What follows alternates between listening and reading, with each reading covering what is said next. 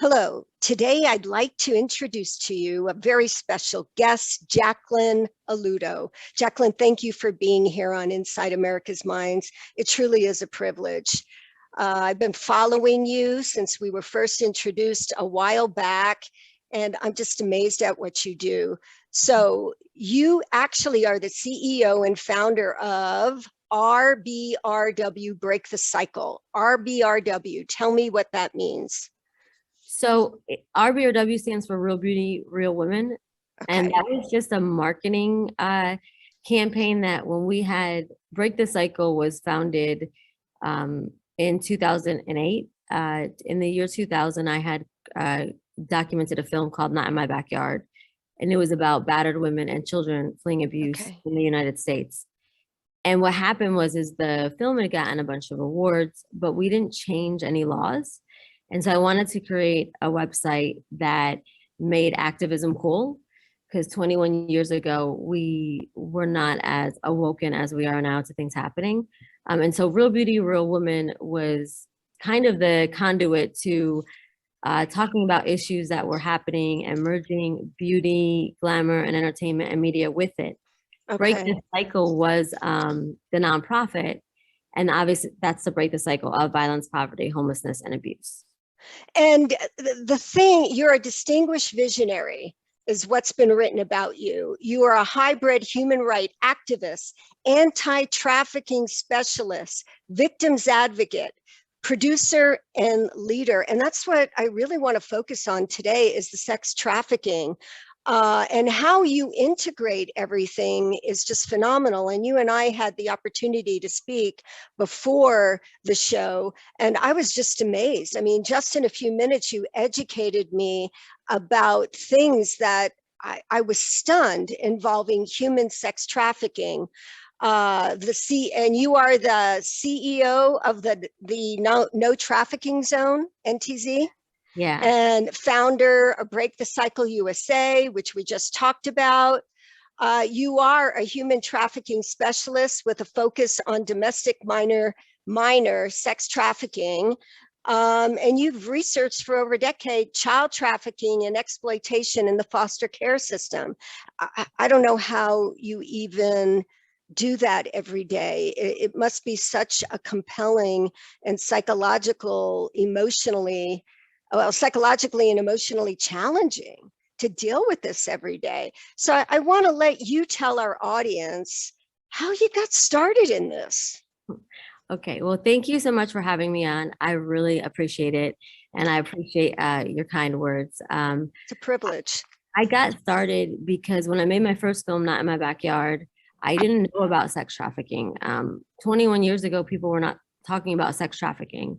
But with Not in My Backyard, we'd end up spending 7 years going to shelters across America and really documenting and showing how battered women and children were living and what violence in America looked like for women and children, and what organizations and shelters and institutions were perpetuating the cycle and breaking the cycle. And the same common theme was at every city, there was these homeless teens that they were calling child prostitutes. And that was enraging me, because children can't be prostitutes. Even if children think that this is what they're choosing and that they want to do, they are victims. They are being exploited. Their brains haven't even fully developed yet to comprehend what is happening to them.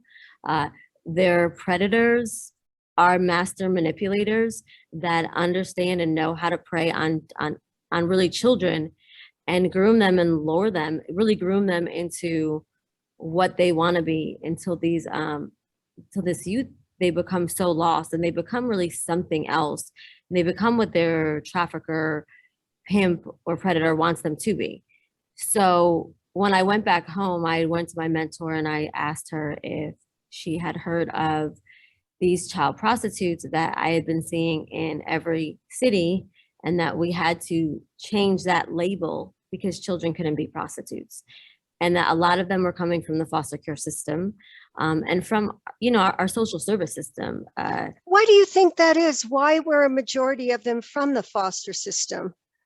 Well, I mean, that's just like the easiest demographic to pick. Foster children, they get moved around from home to home. They don't have consistent parents and love and nurturing. A lot of the times, the residential treatment centers, the shelters, or they're sleeping on office floors. And so when you have someone like a predator and you've never really been loved in a healthy way, who is consistent with his love, his or her love, because a lot of females are the groomers and traffickers, that's what you identify with. And so it's very easy to traffic those kids. Also because those children don't have parents fighting for them, or they don't have parents that can afford to fight for them the way that they need to be fought for. The other thing is, in a lot of states, these statewide facilities, the traffickers and the pimps just go right up, and the youth walks right out, and they go with them. And so we've made it so easy.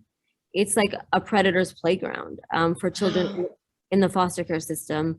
We have to really do better with the foster care system. We have to understand that every child is vulnerable to being trafficked and exploited, of course.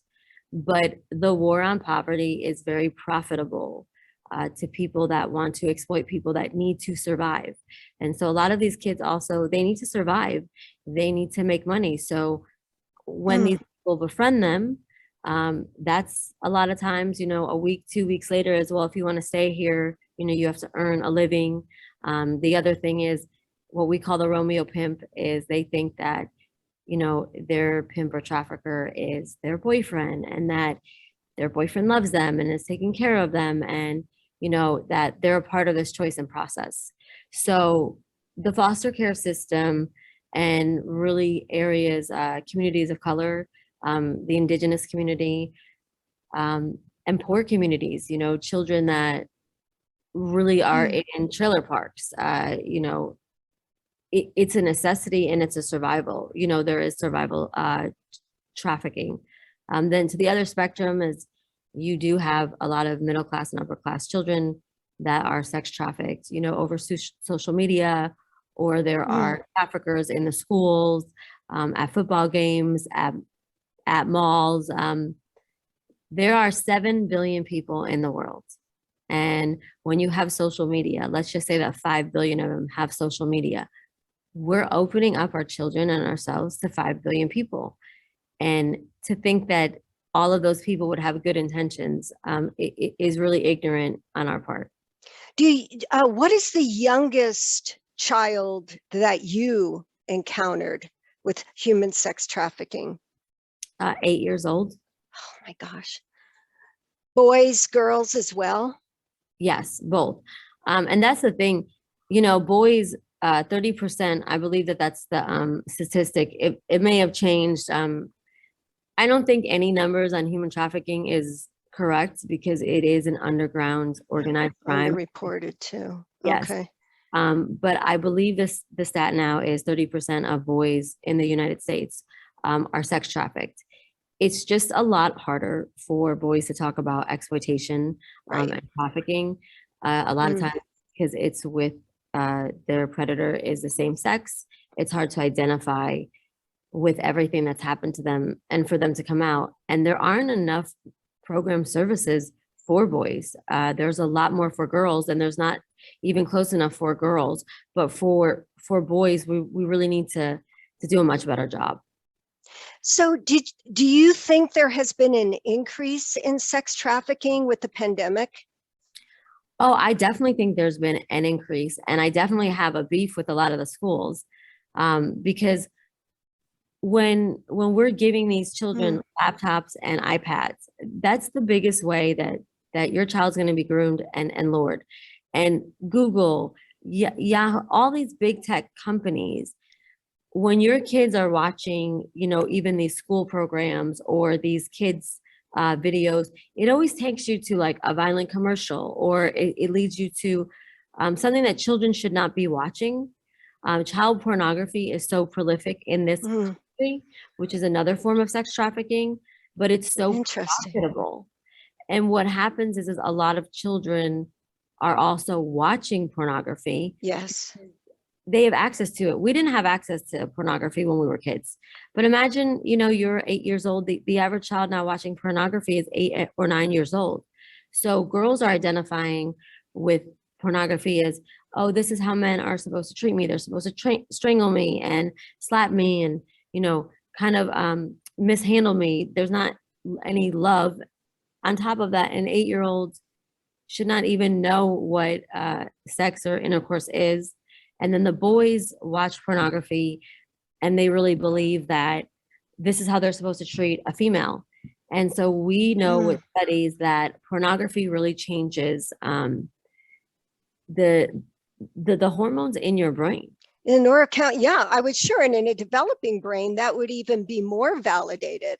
Mm-hmm. And just because of the triggers and the activation of certain neural substrates, what is the most challenging or the worst case that you have experienced? And again, this all started with your documentary, Not in My Backyard. Is that correct? Yeah. Okay. Well, I'm a law enforcement advocate. I work, but I'm a civilian. I work with law enforcement to help them build cases where a lot of times human trafficking is very new to this nation for law enforcement. So law enforcement is used to, when they're interviewing someone, it's more like an interrogation because they're a criminal. But with victims, victims are not criminals. And so sometimes law enforcement will say ignorant things like, well, it's a victim and she's not cooperating, so we're going to put her in jail until she tells us about her pimp or trafficker, not understanding that that is not a trauma approach at all. It's not trauma responsive, but it's because they've had their specific training. So advocates and law enforcement should really go hand in hand. It should be a marriage where law enforcement needs to be able to build their cases on predators and violent offenders and traffickers and pimps. But your advocates really need to walk alongside those victims and not only make sure that they're getting the help that they need from being victimized and exploited from traffickers, but also to make sure that the justice system is really handling them properly. Because we know as women that rape, sex crimes, you don't get justice like you should. There's a backlog on rape kits. It's right against his word. It's let's just completely shame this victim and find everything horrific about her. And let's not even focus on this man brutally raped these women or children. The same thing goes with trafficking, except for it's actually worse because when law enforcement would at least interview a rape victim, if she didn't want to talk, she wouldn't have to. But sometimes, a lot of times when sex trafficking victims do not want to talk, that is very hard for law enforcement because a lot of times with sex trafficking victims, it looks like they're sex workers. It looks like there's prostitution. And sometimes they are sex workers, but they're still being victimized. And if they are the victim, and we truly believe that they're the victim, then if they don't want to talk, we should honor those rights and figure out how to build cases without having to re-traumatize victims and also put them in danger, because there's gang trafficking, you know, there's the cartel, there's your low-level pimps, then there's your high-level organized rings like, you know, the Epstein rings. And the Epstein, that would they cater to all very wealthy people and a lot of elected officials. So there's just different dynamics with human trafficking. And hopefully we are evolving so much in law enforcement that we're going to be able to build cases where we do not have to traumatize or put victims in danger. And I do really give law enforcement so much credit. Building human trafficking cases is so hard. It's not something that when work ends, you just leave it. You know, you do become attached to the people that you recover and you're helping, and you want to make sure that they're okay, and you do want justice to happen. So I think that we are evolving. We just have a lot longer to go, but I am really proud of the law enforcement in this nation that is really taking a stance on working alongside victim service providers and advocates, and understanding that our role is just as important, not just for criminals to get put behind bars, but so that we can help heal people. Because I'm glad to hear you say that, because there's one thing about, from the law enforcement and legal aspect, to make sure these individuals are accounted for. In other words, they have to be accountable for their actions, is what I'm saying. With the victims, this is a lifelong thing. It's encoded. It's traumatic, and it is encoded neurologically and becomes who they are forever. And therapy assists, retribution helps, but they are forever changed. So the healing process is a lifelong process. Would you agree with that? oh, sure. I mean, you're talking about complex trauma. Exactly. Yeah. Human trafficking isn't even the right word. It's the technical word, but you're talking about the sex slave trade. People buying the same person over and over and over and over again, different people, for sex, and then being under somebody else's control. It's such a form of bondage, mentally and physically. And then the whole other aspect is a lot of victims are put on substances and abuse, because they're either numbing themselves. There's so much that goes into abuse with being on drugs and drinking, because besides numbing yourself, a lot of the kids I work with, they had to do the drugs to kind of get through like all the sexual acts that they were doing. Sure. So when you recover them, it's not just, people don't understand why they go back out into the life or why they go back out into the game. But when you take someone's identity and you strip it from them and you create something else and you completely break them. And when I say break them, you take a 14-year-old girl, you put her in a hotel room, you have 40 men rape her all in the same room, watching and videotaping it. And then you believe that this is all you're worth, and they videotape it to show you. If you tell your parents, well, we're going to send them this video, we're going to send your pastor this video. There's so many different forms of manipulation and just like abuse. So once that happens and you recover someone who's been through all of that, even though they want to break free, they can't. They feel like they don't identify with anybody else. They feel like they're not worthy. Sometimes it makes them remember the person that they used to be, and it hurts so bad to go back to that place. And so I like to give the analogy of, before a soldier goes off to war, he or she is one way, and then they take these 3 tours to Afghanistan or Iraq or wherever they've been. Some of them have had to murder people. Some of them have seen people blow up. They've seen the most horrific things. And even though they want to come home so badly, when they come home, they don't feel like they fit in, like there's nowhere where they belong. And they have this anxiety. Yes. And people call it people call it post-traumatic stress. I call it present traumatic stress, because I think slavery and bondage is an even different kind of complex trauma that we have not even scratched the surface on to really help healing to break that cycle. But they are in a hyper mode all the time. Yes, hyperarousal, absolutely. And a lot of times they do have this Stockholm syndrome, I was just thinking of that. Oh my God. I was going to ask you, have you seen a lot of the Stockholm syndrome where they identify with the perpetrator? Or Yes, that's like one of the biggest things that people don't realize is the trauma bonds that traffickers and predators create, not just with children, but with adults. They will beat, rape these women and children, but if another pimp tries to step in or they try to switch up, they'll beat up another pimp, or they will do things where in one way they're so abusive and violent and horrible, but in a different way, they can be very kind, or they take care of you in a certain way.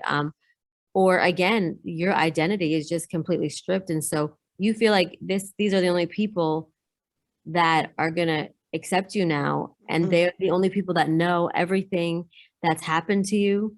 And a lot of times with the youth, they swear that they wanted to do all this. They swear it's their fault because they lied to their parents about going to a party because they thought that they could handle it. And so there's so many different dynamics that the trauma bond with their predators are so real. And people don't understand that predators are master manipulators. Yes. When you're groomed, you know, grooming and trafficking is not you get into a van and you get thrown in there. That's more of like abductions. Trafficking is I'm gonna groom you. I'm gonna get to know you. Oh, you're a little girl. You just lost your mom. Well, I'm a mom. Let me help you. I want to help you. You're homeless. You know, we have foster kids that always talk about that. The women that come up and befriend them. And literally, you know, I'm talking about 12-year-old girls. The same weekend, these older women who are madams or recruiters or bottoms, which is the technical term is bottom bitches, but like bottoms, where they will help the trafficker or pimp recruit. And this is a part of the whole culture of pimping and trafficking. So they bring the child back to the gentleman, and, you know, they're being exploited. And that can happen very quickly for kids on the streets, kids over the internet, kids over school, you know, social media, schools, just different situations. A lot of times it's slow, like, you know, they want to get to know you.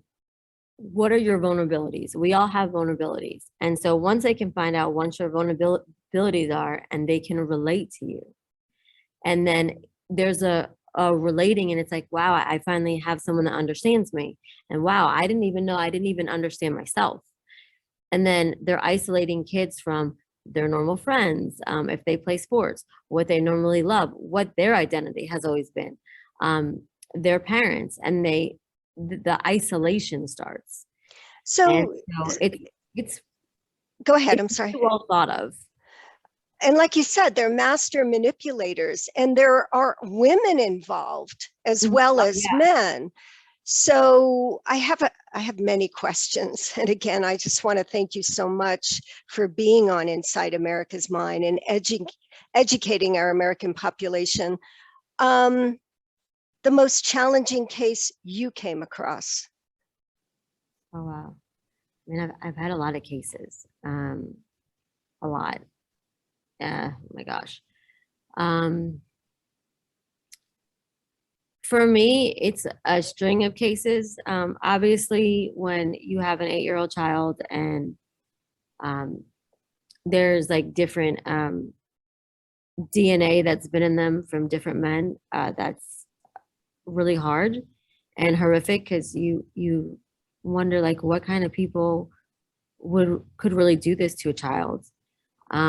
And then with trafficking, you wonder, like, all the people that are covering it up. And this makes you emotional. How could it not? But this, tell us, Jacqueline.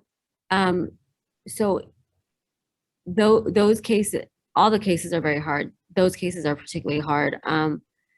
The other cases that are very hard is, you know, you have your 12, 13, and 14-year-old girls that are in the foster care system or in the juvenile detention systems or are very poor. At 14 years old, you know, they've been trafficked by the gangs that are protecting them. And so they start opening up. At first, they don't identify, and they're never going to tell you. And they tell you it never happened. And they're always going to cover for their predator, because a lot of times they either love their predator or they're afraid of them, or both. And once you start hearing the stories and seeing everything that they've been through, it's so frustrating, because this youth and this population, especially because a lot of times they are kids of color and they do live in poverty. They do not have the same resources. Under their predators and traffickers, they do commit crimes. And so they get a court-appointed attorney who doesn't really spend a lot of time with them. A lot of times they're just fleeing these kids out. So they'll go from detention center, and then eventually they'll end up in jail. And then when you have felonies, You can't get a real job because you have a record. Mhm.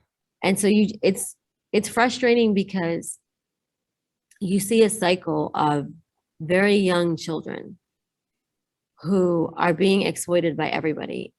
If their family's not trafficking them, or they haven't met someone in school that is working with a trafficker to recruit them, or it's their foster care parents or a foster care facility, or someone on the street. And you just hear all of these stories. I can't pick one because they're bad. And a lot of these girls will get started with stripping, dancing.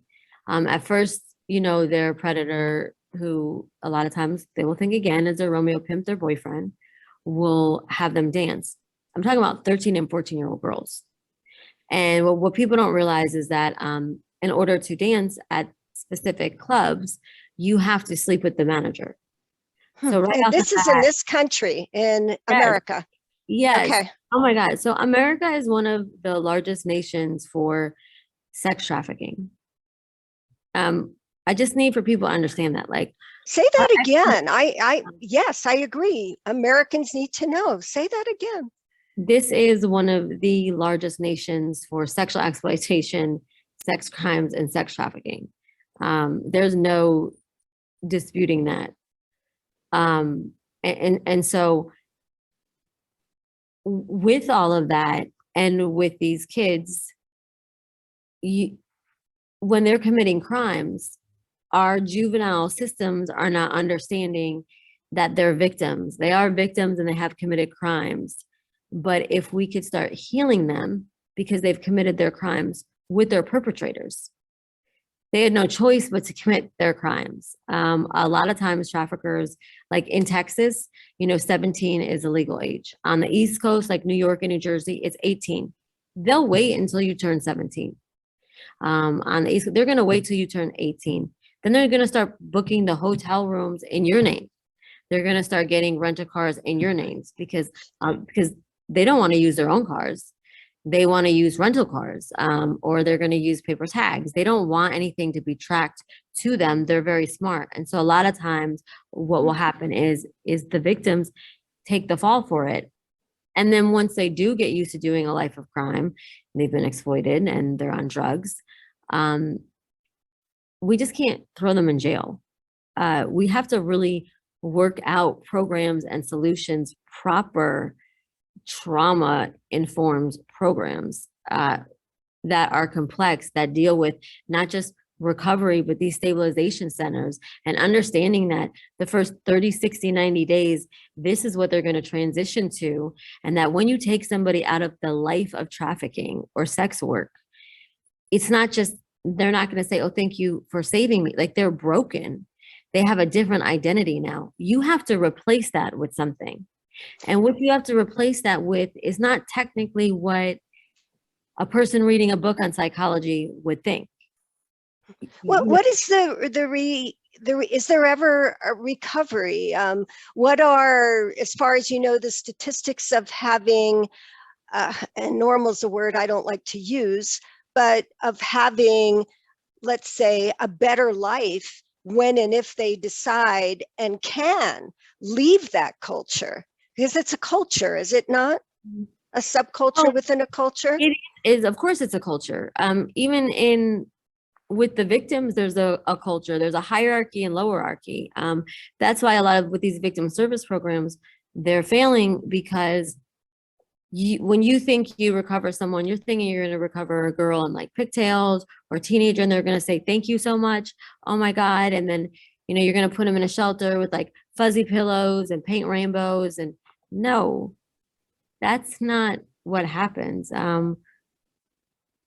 When you recover someone, for the most part, and kids, they're angry. Like, trauma looks like bad behavior because trauma is bad behavior. They are angry, they are raging, they've been raped over and over again, they've been exploited, they've been taken from whatever identity they've ever had. They've seen the worst of humanity. And so when you go to recover them, they're like, who are you? And why should I trust you? Like everyone I've ever trusted, or so many people that I've trusted. And a lot of times people give up because they're like, well, these kids are loud and they can be violent. But these kids need consistent help, where a lot of times they're going to try to push you away. They're going to try to see how many times they can push you away. They don't want to trust anyone. They don't want to get close to anybody. They're afraid. They're afraid of being re-victimized and hurt, and trusting or loving someone that could do the same exact thing, feeling like they don't belong in society and other people are not going to accept them, and that they're stupid and they're trash, because that's what they've been told over and over and over again. So when you recover trafficking victims, when they're like that, no one who handles them, whether it's law enforcement or victim services or advocates, should ever take it personal. Like, you have to really understand the population that you're serving and the trauma that they're going through. And then when we have these shelters or safe havens, we have to really understand that there is a culture within human trafficking, and there'll be a culture within even those girls, from someone that's more in charge to someone that's lower, and that within those shelters and juvenile detention centers, there's going to be recruiting. 14-year-old girls will recruit other girls and bring them back to their perpetrators and traffickers. And we see that hierarchy in prisons as well. So you talked about, again, but before we actually started the show, you were telling me about how these individuals are recruited, and schoolyards, football games. Talk a little bit more about that, because that blew my mind. Sure. So with No Trafficking Zone, with Break the Cycle, with the advocacy work that we were doing, we were seeing all of these children talking about being trafficked, leaving and coming from their schools. Our survivor leaders that are experts with their lived experiences that we work with, that are part of our organization, they talk about it. Yeah, I was trafficked through the foster care system, through school. I was leaving every day. So we realized that a large majority of children are targeted on schools. And one of the big reasons is it used to be that kids just wouldn't show up for school. But then laws changed and there was truancy. And if a kid missed a certain amount of days, you could hold parents accountable in certain states. And so traffickers and predators were like, well, we'll have the kids go to school. And so if their parents don't know what's happening, we don't want them to, because a lot of times kids are being exploited and trafficked and their parents don't even know it. And then sometimes it is their family. And then sometimes they don't really have parents. So 55% of children in the state of Texas were groomed and lured, according to the study, and the Attorney General here in Texas verified it. And then the TEA also did a study here. It's the Texas Education Association. And it's 55% of youth in Texas are groomed and lured and enticed on school campuses or during school hours or during school functions. And so who would be like the perfect recruiter that nobody would expect on a school campus, for example? Another child. Another child. Okay. Yeah. All right. And I have another question too. So are sex traffickers pedophiles?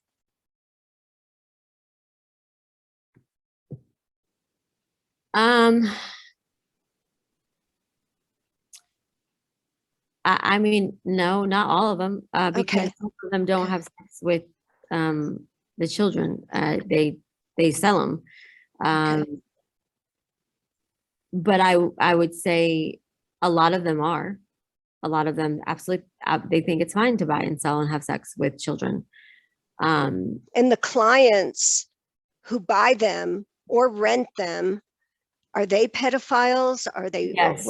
They are. I would say they are. Okay. You're having sex with a child. Mm-hmm. And that's just, that's what I would say. Mm-hmm.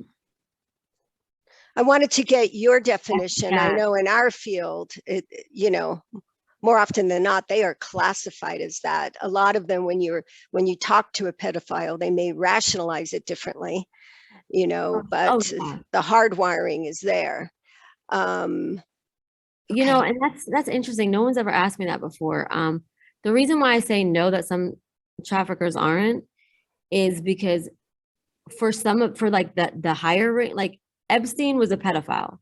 Mhm. Epstein was I a would agree. predator of Yeah. all things. And Maxwell, uh, you know, her too, she was just as bad. Like she ran that organization, and it's not even an organization, that organized crime, that high level trafficking ring, with him. And it wasn't just in this, I mean, they had camps, you know, New York, New Mexico, Florida, all across our nation. And then they had an island, and then they recruited through modeling agencies, from other countries. So they were an international national ring. And he was definitely a pedophile. He actually would really crave new victims, Hmm. um, and to like rape them. And that was a feeling that he really got off on. And Okay. the fact that Maxwell, this female, knew all about that and the kind of person, I advocate and work with two of the Epstein survivors. And uh, they are like lived experience leaders and survivor leaders in this field. And what happened to them, how they were recruited and groomed, and then how the system has just re-victimized them is Mhm. very troubling. And so that's what I really want to talk about too, is like Yeah. our culture as a nation is hypersexualized. Our culture as a nation, as much as I love my country, if I got raped in, you know, a different country, I would get stoned to death, which is horrible, and some by my family, because it would be a dishonor. But in the United States and in certain states, it's 1 in 5 women, 1 in 3 women are being raped. And we're not getting stoned to death, thank God. But when we go through the court system, we have to wait a year. It's such a long time. Hmm. We'll take the stand, get re-victimized, get ripped apart, because it was, well, what did you wear? Were you drinking? And the shift blames to that the woman would actually force a man to penetrate her and do things to her that she's begging him not to do. And when a victim does come forward and is brave enough to talk about what happened, and they're not believed or they're persecuted for speaking the truth, you kind of just want to isolate, and you think there is no justice in the system. So as much as the United States is incredible, we still have a long way to go on gender violence. And we have rape kit backlogs. I know. Yeah. We Mm. really, sex offenders, they get out at a rapid rate. That's why so many people do sex trafficking, because it's not a high crime. There's not a high crime penalty. The reason why drug dealers turned from selling drugs a lot to, or selling drugs and selling people, was quite a few different reasons, right? A drug you can only sell once. A person, that product, you can sell over and over and over and over and over again. You can make $500,000, $300,000 off of one person. Um, just think about how much damage that is on someone's body and how much abuse. So again, when I say when you're recovering that person, they're not saying, "Oh, save me." They are like surviving, and they're manic in some ways. Like their trauma is so different. Mm. Um, so with these traffickers, they're going to get a higher time in jail if they're caught with cocaine than they are with a woman. Because a Really? 19-year-old woman, you could say, well, you know, she's doing this herself. And it's just harder to convict because that woman's not going to tell. She's not going to say, this is my pimp or trafficker. And even if she does, they're going to bond out really low, and What? then they're a violent Okay. So offender. financial This whole, bond out low. Okay. yes. Mhm. And the crazy thing about that is what people don't realize is when traffickers and pimps bond out, it's the girls on the streets that are raising the money to give him his bond. That happened all the time with our youth, our kids. So with our culture, we really do not value women and children the same as we do men, because we see it with crimes against women and children. It's a slap on the wrist against perpetrators. I mean, Jeffrey Epstein, Maxwell, we should be marching in the streets everywhere. She is alive on trial. You're talking about hundreds of thousands of children that she brought to a pedophile, a trafficker, a rapist, and facilitated in like some of the sex crimes, facilitated in the buying of these girls with no conscience. And yet we just all are going about our time, you know, like it's fine, until it happens to our children. And then it's like, well, we live in a world like, why do we let this happen? Well, trafficking is a $150 billion annual industry. It is one of the most lucrative businesses in the world. It makes more money than oil and Nike combined. Wow. So when you think about that, you need to understand that like there is so many elected officials from high levels to local levels, profiting and or both participating in these sex crimes, because let's face it, like men don't think that there's anything wrong with buying women. Prostitution's been around. It's the oldest job in the world. And I'm sure even back then, a lot of those women had to do it out of necessity to survive or because they were forced to do so.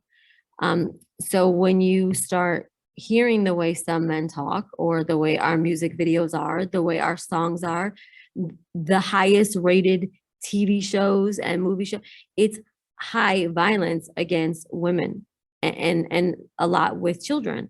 And so we need to really take a look at ourselves and wonder and understand we've been programmed ourselves. And so we've been programmed ourselves to become addicted to this kind of behavior and content. So it becomes almost like a norm. And would you agree that there's a lot of complacency, especially with the perpetrators and the individuals that buy and rent these young women and men?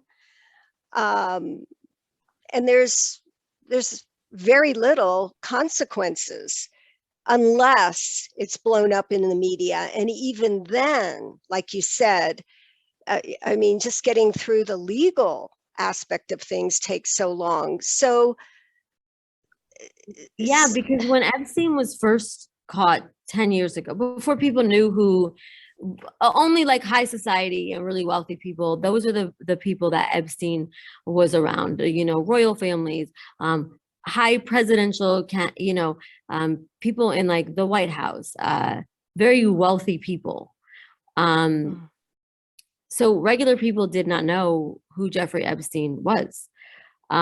When he was arrested in Florida, you know, they had thought for sure, like this guy's going to jail for a long time. They had proof from multiple children, like girls, on how he was raping them and these parties with Maxwell. And what happened was I think it was Acosta at the time who was over that case, or had a higher position in Florida, where Epstein really got a slap on the wrist. And on the weekends, he was leaving the jails in Florida because the people that he was campaigning for and raising contributions for their political campaigns were so powerful. And so that really comes to like the next point of why human trafficking happens in the United States in such a prolific way. And it's because our government and nation is run, we call it capitalism, but it's really corporatism.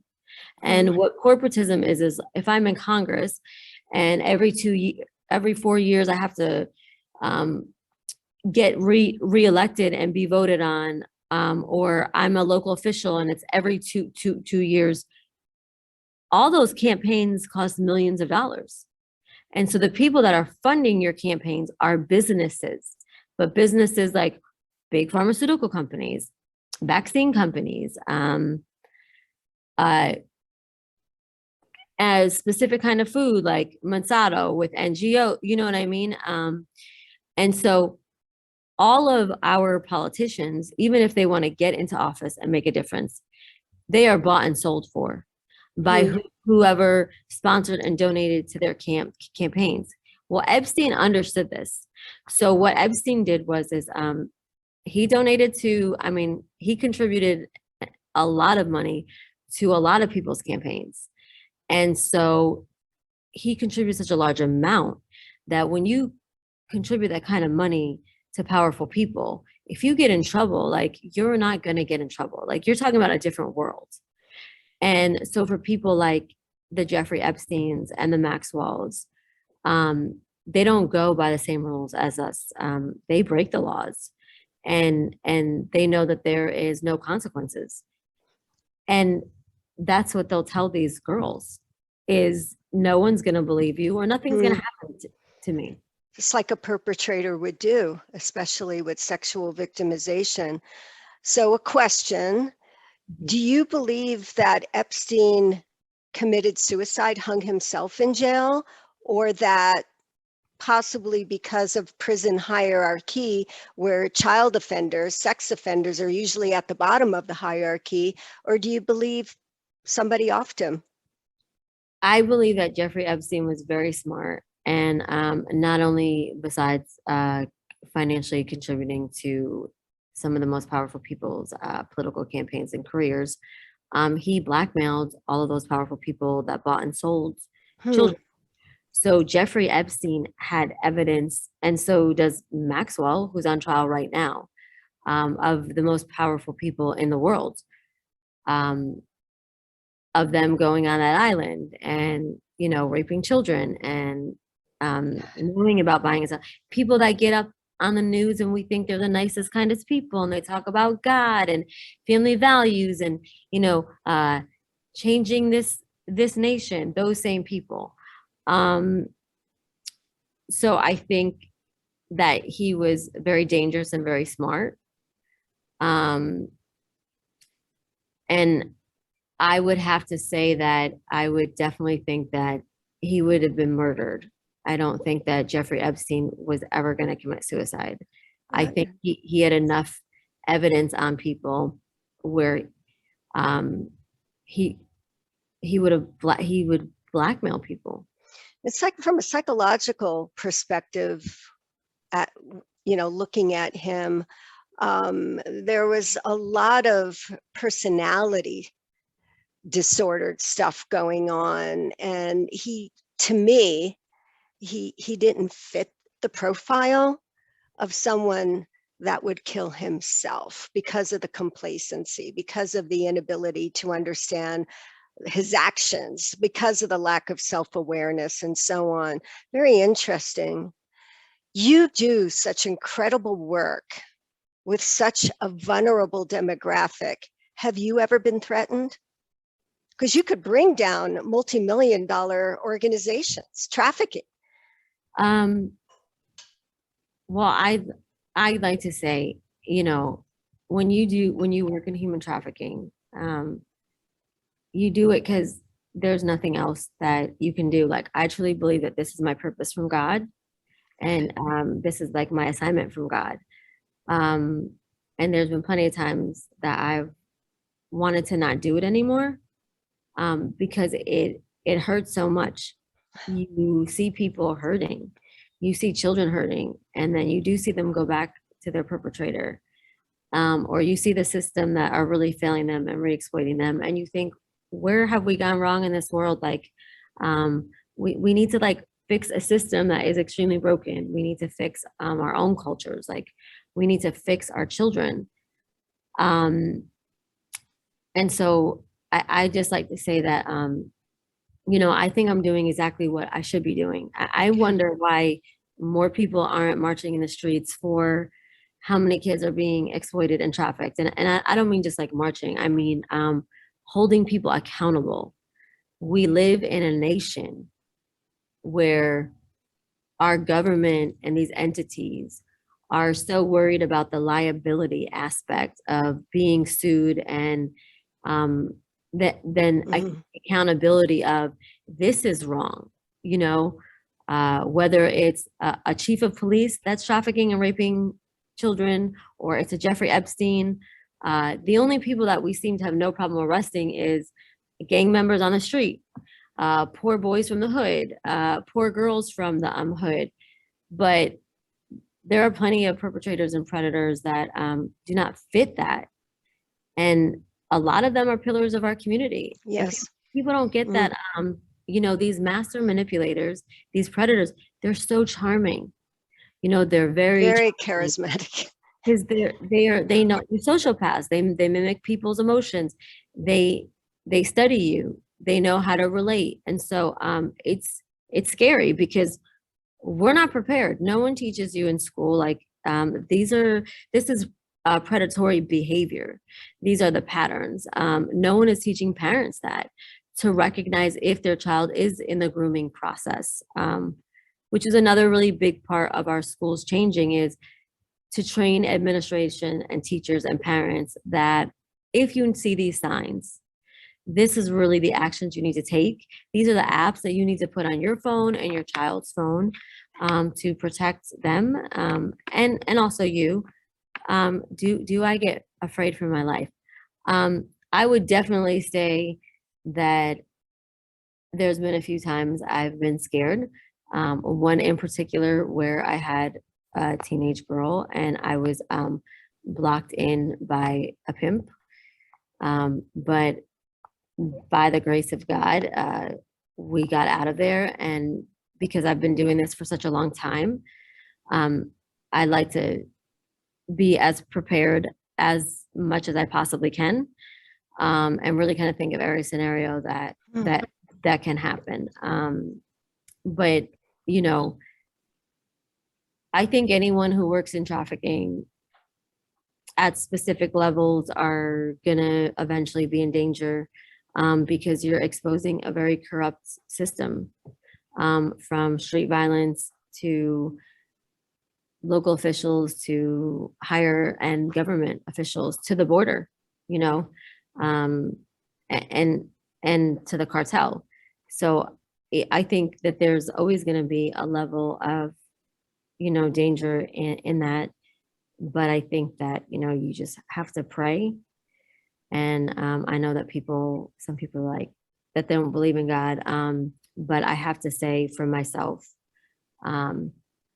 I have seen God create so many miracles and move mountains. I have the pleasure of working with survivor leaders who have been trafficked in the most horrific ways, and they've found Jesus while they were trafficked with the most horrific crimes, and are truly creating a difference. And so even in like such a dark field, there really is a lot of light. And so our focus is to really look at the light and keep on shining light in the dark, so that it keeps on getting lighter and lighter and lighter and lighter. And with the no trafficking zones, our goal is to create no trafficking zones across this nation. It's not just the schools. We were the first NRG Park.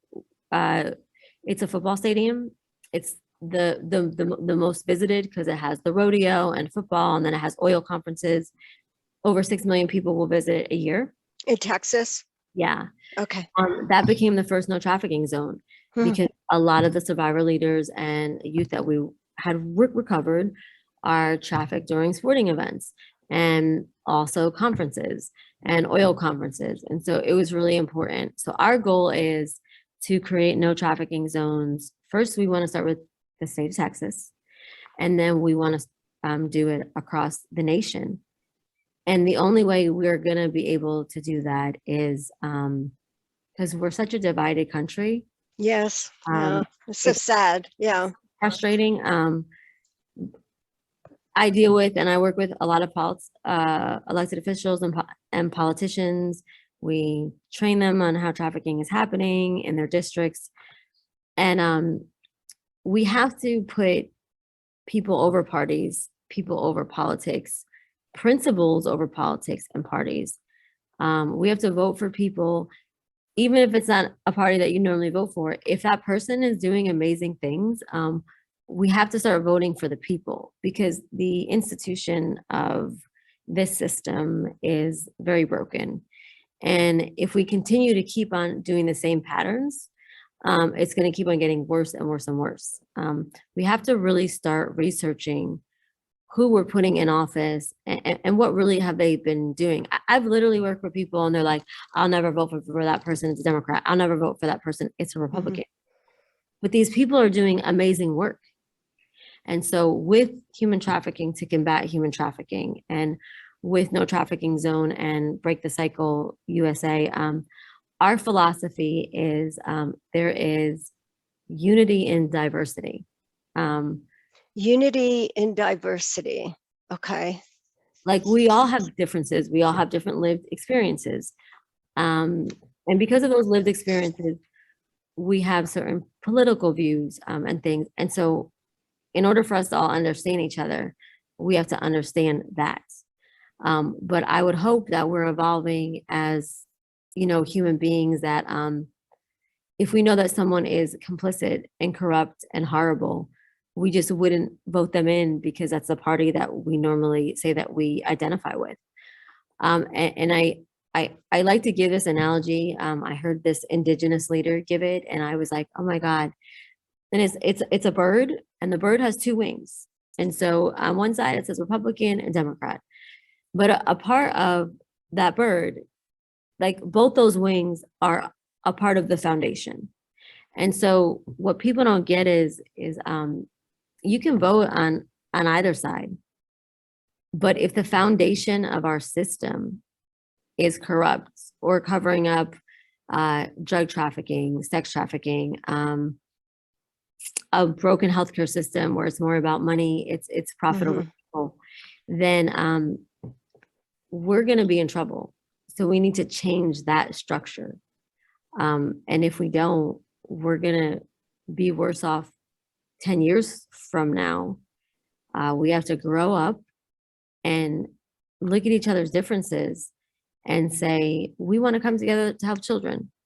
And that's why I love NTZ, because with No Trafficking Zone, to change these school, legislation and policy, to work with sports, to have sports and entertainment collide with social justice, and putting in programs to deal with all these different entities. The fact that they've all come together, where in other areas they don't talk or speak, but they've come together for children to combat and eradicate slavery, has been very inspiring for me. Because I think, okay, if you guys can do this for this, like, what else can we do? And if you guys can understand each other on this, why can't we be unified to, demand that we live in a country with equality, and demand that we live in a country that really, there's always going to be corruption, of course, but we don't want it to be overtaking, our world. And so I think that with a crime like human trafficking, since it's a $150 billion industry and it is so rampant, it's a pandemic. It's been a pandemic for a long time. People are just starting to talk about it now. Until we understand the difference between capitalism and corporatism, and until we understand that our politicians and our elected officials are bought themselves by big businesses with their own agendas, and which is just profit, profit, profit, and power, it's going to be really hard for us to make a real difference in our world. And you refer to the human sex trafficking as slavery, which I think is what it is. And the abuse, it's just, when I even stop to think about what you do, it's very upsetting to me. You said something when I was doing the research on you. These are your words. A world that has lost humanity is a world at war.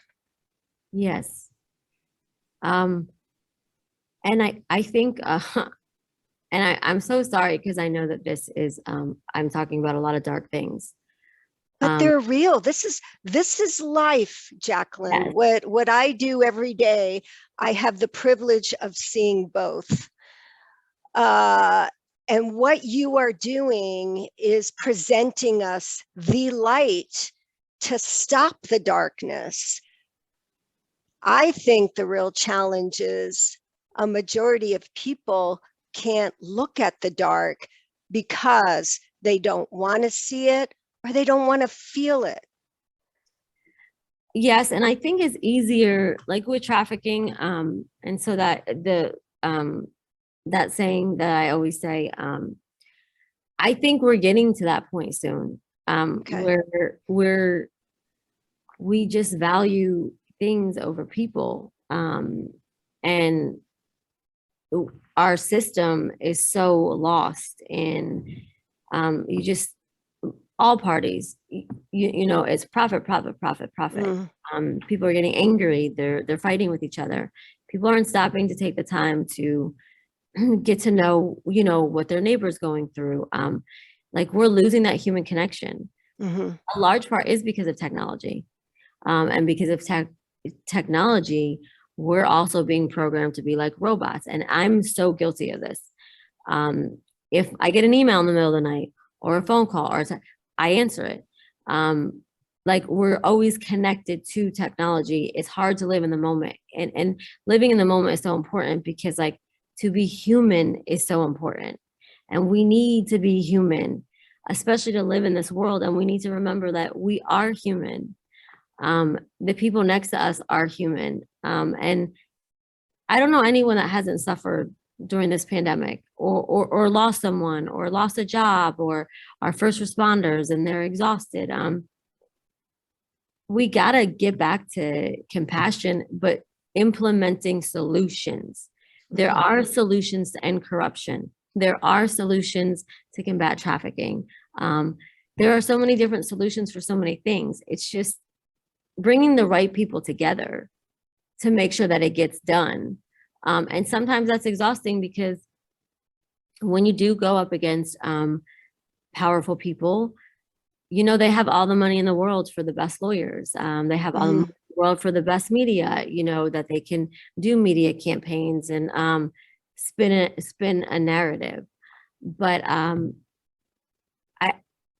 I do also feel like I see people who have really woken up and said, like, this can't happen with kids. Like this can't keep on happening. And it also might be because we've become so greedy and so polluted that every community is now facing human trafficking, which is white, wealthy communities where their daughters are being trafficked. And once that happened, it really changed the narrative where, and this is horrible to say, but this is just the truth. When it was just communities of color or poor white kids in trailers, no one cared.